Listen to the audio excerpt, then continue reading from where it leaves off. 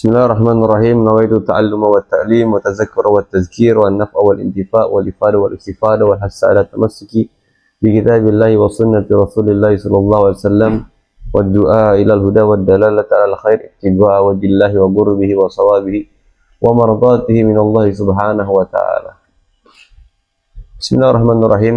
Qala al-musannif Abu Zakaria Yahya bin Sharaf An-Nawawi, amma ba'du fa innal istighal bil ilmi min afdali ta'at wa aula ma unfiqat fihi nafa'isul awqat. Imam Nawawi beliau berkata, amma ba'du fa innal istighala bil ilmi, karena sesungguhnya menyibukkan diri dengan ilmu, min afdali ta'at, itu adalah termasuk daripada paling afdalnya ketaatan, wa aula, dan paling utamanya ma unfiqat fihi nafa'isul awqat, dikeluarkannya waktu-waktu luang yang sangat berharga. Jadi di awal beliau menyatakan bahwasanya menuntut ilmu, mengajarkan ilmu itu adalah termasuk daripada paling afdalnya ibadah. Kenapa demikian? Bahkan di Al-Qur'an Allah Subhanahu wa taala berfirman, hal yastawil ladzina ya'lamuna wal ladzina la ya'lamun. Apakah sama orang-orang yang berpengetahuan dengan orang-orang yang tidak berpengetahuan? Hal di sini secara balaghah itu lil inkar, untuk mengingkari. Artinya Allah Subhanahu wa taala mengingkari orang yang memiliki pengetahuan ilmu dengan orang yang tidak memiliki pengetahuan ilmu, karena perbedaannya sangat jauh derajatnya. Bahkan Allah Subhanahu wa taala juga berfirman dalam Al-Qur'an, "Qul rabbi zidni ilman." Katakanlah wahai Nabi, katakanlah wahai Rasul, Rabbi, ya Allah, Tuhanku, zidni ilman, tambahkanlah kepada diriku ilmu. Itu seorang Nabi, itu seorang Rasul, Nabi Muhammad. Yang Nabi Muhammad berkata, ana atqakum wa a'lamukum billah. Riwayat Imam Bukhari. Aku adalah orang yang paling bertakwa dan paling tahu, paling berpengetahuan kepada Allah Subhanahu wa taala. Itu pun masih diperintahkan Allah Subhanahu wa taala untuk berdoa, Rabbi zidni ilman, ya Allah tambahkan aku ilmu. Kenapa demikian? Ta'liman li ummati sallallahu alaihi wasallam, untuk mengajari umatnya. Artinya Nabi saja masih diperintahkan untuk berdoa menambahkan ilmu. Masa kita sebagai umatnya Nabi leha-leha tidak mau menuntut ilmu, padahal banyak sekali ulama di samping kita yang sekiranya kita bisa menuntut ilmu di situ. Bahkan dalam Al-Qur'an juga Allah berfirman, innama yakhshallah min ibadihil ulama. Sesungguhnya yang paling takut kepada Allah Subhanahu wa taala adalah orang yang memiliki pengetahuan, adalah orang yang memiliki ilmu. Di ayat yang lain juga Allah Subhanahu wa taala berfirman, yarfa'illahu allazina amanu minkum wallazina utul ilma darajat. Allah Subhanahu wa taala mengangkat derajat orang-orang yang beriman dengan derajat orang-orang yang berilmu, orang-orang yang berpengetahuan dengan derajat-derajat yang banyak. Imam Ibn Abbas beliau menafsirkan dengan 700 derajat perbedaan orang yang memiliki ilmu dengan orang yang tidak memiliki ilmu. Di dalam hadis Nabi SAW bersabda, man yuridillahu bihi khairan yufaqihu fid din. Barang siapa yang Allah kehendaki kepadanya kebaikan, maka Allah Subhanahu wa taala akan berikan dia pemahaman di dalam agama Islam. Sebagaimana hadis yang diriwayatkan oleh Imam Bukhari. Juga dalam hadis yang lain, Nabi SAW beliau bersabda, la hasada illa fisnatain, rajulun atahullahu malan fasallatahu ala halakatihi fil haq, wa rajulun atahullahu al-hikmah fahuwa yaqdi biha wa yu'allimuha. Tidak ada hasud kecuali pada dua perkara. Perkara yang pertama, seorang yang Allah berikan harta, kemudian harta tersebut dia keluarkan di jalan yang benar. Yang kedua, seorang yang memberikan ilmu, kemudian dia laksanakan ilmu tersebut, dia amalkan ilmu tersebut, dan diajarkan kepada para manusia.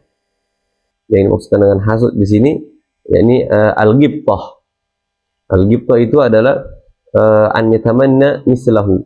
Ente ini berangan-angan, berharap seperti itu.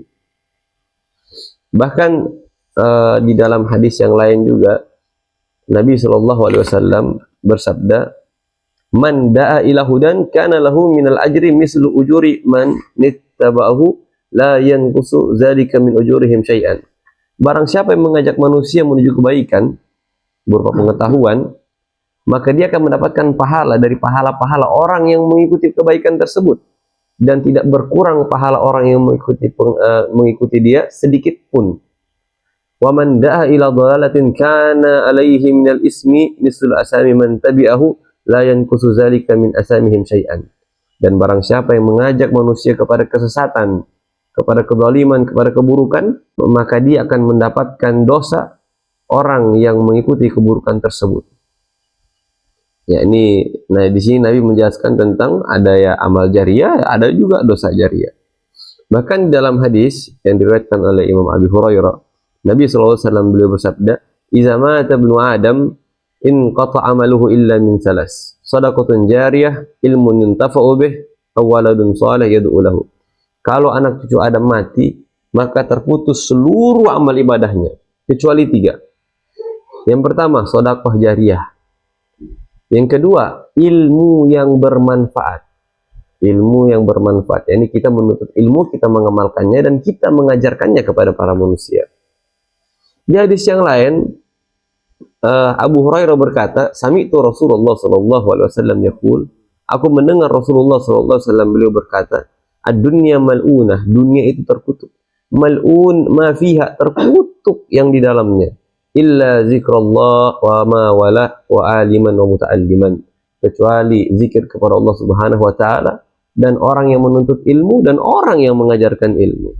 Dalam hadis yang lain, Nabi SAW beliau bersabda, "Man salaka tariqan yabtagi fihi ilman, sahalallahu lahu tariqan ilal jannah. Wa innal malaika la tad'a ajnihataha li talibil ilmi ridwan bima yasna." Barang siapa yang menuntut jalan untuk menuntut ilmu, maka Allah akan mempermudah dia jalan untuk menuju surganya Allah Subhanahu wa taala. Dan sesungguhnya para malaikat, mereka itu akan meletakkan sayap-sayap mereka kepada orang yang menuntut ilmu karena ridho terhadap apa yang dia kerjakan berupa menuntut ilmu. Wa innal alim la yastaghfiru lahu kullu man fis samawati wa man fil ardi hatta al-hitan fil ma. Dan sesungguhnya orang alim, orang yang berpengetahuan, akan meminta ampun untuk dia semua yang ada di langit dan semua yang ada di bumi, bahkan ikan-ikan yang ada di laut. Bahkan di dalam hadis Nabi SAW beliau bersabda, "Fadlul alim alal abid ka fadlil qamar ala sa'iril kawakib." Keutamaannya orang alim daripada orang yang ahli ibadah itu seperti keutamaannya bulan daripada bintang-bintang yang lain. Wa minal ulama warasatul anbiya, faman akhazahu akhaza bihaddin wafir. Wa innal ulama, kata Nabi, sesungguhnya para ulama, mereka itu adalah pewarisnya para nabi. Barang siapa yang mengambil warisan tersebut, sungguh dia telah mengambil sewarisan yang luar biasa banyak. Bahkan dalam hadis Nabi SAW beliau juga bersabda, "Fadlul alim al-abid ka fadli ala adnakum."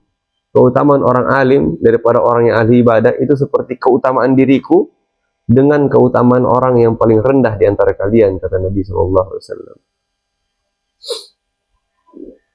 Bahkan dalam hadis yang lain, Nabi SAW beliau bersabda, "Inna Allah wa malaikatahu wa ahlal samawati wa ahlal ardi hatta namla fi juhriha wa hatta al-hut la yusalluna ala muallimin nasil khaira." Allah dan para malaikatnya dan seluruh penghuni langit, penghuni bumi, bahkan semut-semut yang berada di lubangnya, dan bahkan ikan-ikan yang ada di laut, mereka semua akan berselawat untuk orang-orang yang mengajarkan kepada masyarakat ilmu pengetahuan syariat Islam. Jadi kalau kita bicara tentang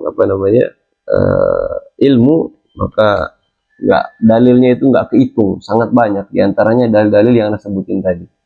Jadi sangat betul apa yang dikatakan, fa innal istighala bil ilmi min afdhalit ta'at wa aula ma untiqat fihi nafaisul awqat. Sesungguhnya menuntut ilmu, menyibukkan diri dengan menuntut ilmu, itu adalah termasuk paling afdolnya ketaatan, dan paling utamanya, paling mulianya waktu yang dikeluarkan adalah dengan menuntut ilmu. Artinya waktu yang sangat berharga di dunia kita adalah waktu yang kita keluarkan untuk menuntut ilmu.